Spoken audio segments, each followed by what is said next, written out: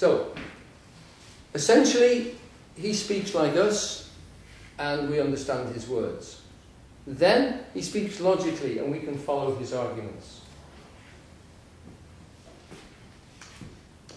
And the third one, I would say, is witness.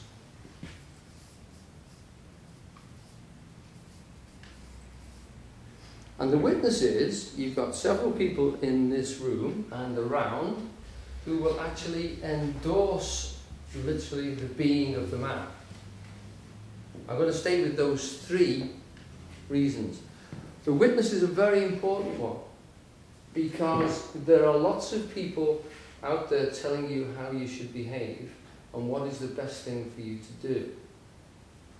But they don't do it. And they don't live it. And they can't. And there are lots of people out there just purely to deceive you and to make money off you in many ways. And I've met a lot of those. There are a lot of people out there who are well-meaning and just can't live up to what they're saying.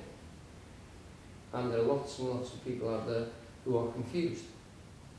So to get somebody who's able to talk and be logical and can live it is really tricky. It doesn't happen very often.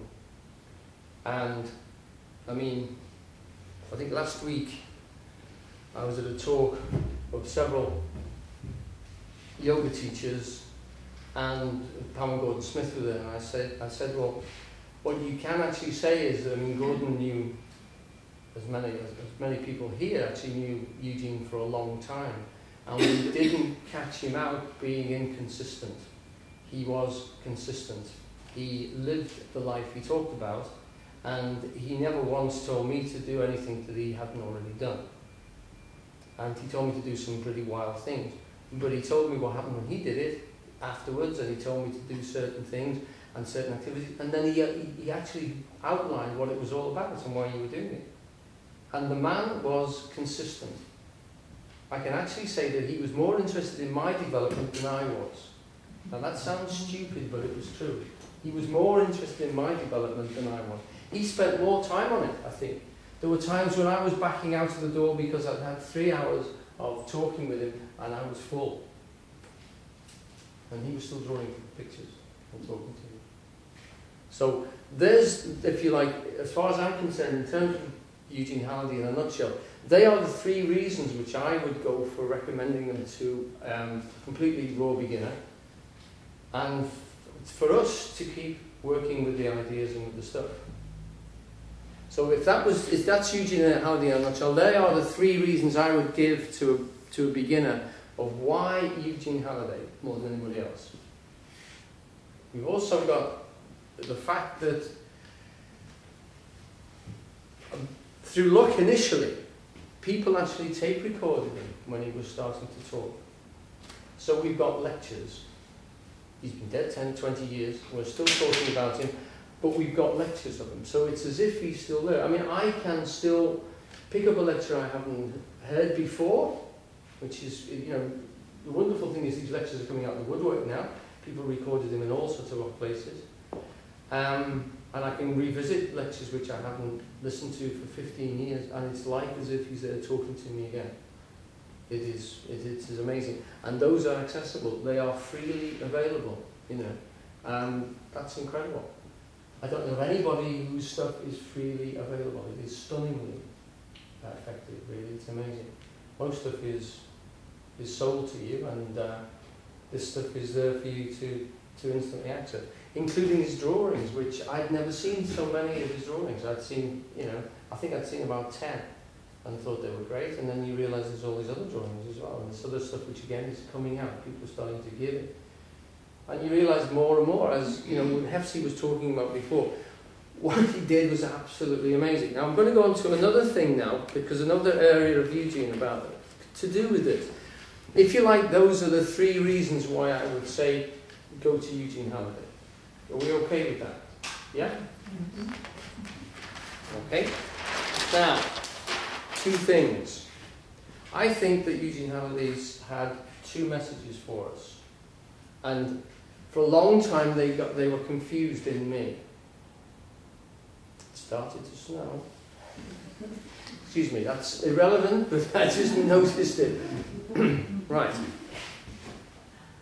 When I say there's two things, we have to remember that I think Eugene Halliday was enlightened, as we say, in this particular work. He was an awakened soul. Now, that's part of my witness. I can't really prove it to you, but it's my opinion. I've met other people who said they were enlightened, and if they were, then Eugene is in another category again. Because these people were very ordinary, clever, loving people. Some were charlatans and some weren't, and some were very well-meaning. But nobody was as powerful as he was, and nobody seemed to understand himself as well as he did.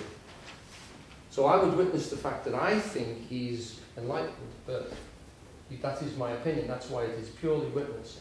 But I would stand on the ground that he never behaved in any way that to me, in my experience, that stepped outside of that particular category of human being. So, because he's enlightened, we've got two processes going on inside it. And I managed to say to him once, I was told him because I was really impressed because he knew so much. And I said, I can never possibly be as intelligent as you. And that was depressing me. It still does. And he said, well, I don't know everything. And I said, well, it seems as if you do. And he said, well, what you've got to do is find yourself. And he considered himself to be an eternal being. And I said, well, if you're an eternal being, I'm an eternal being. And he said, no, you're not.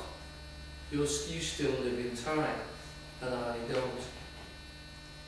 Okay?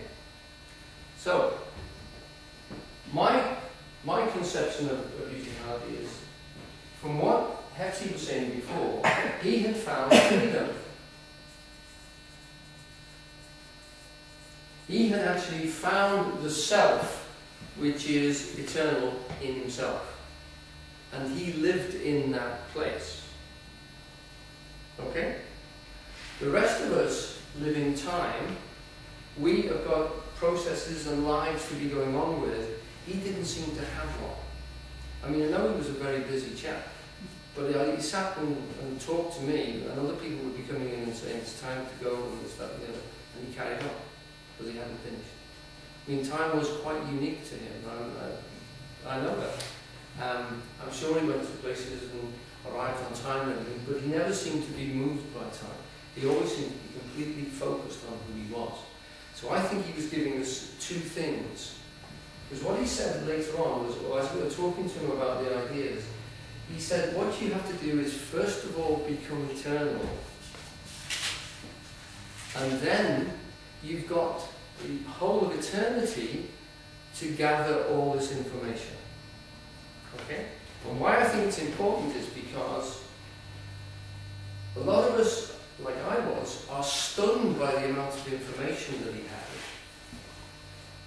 and try and emulate him in certain areas, and you can't do it.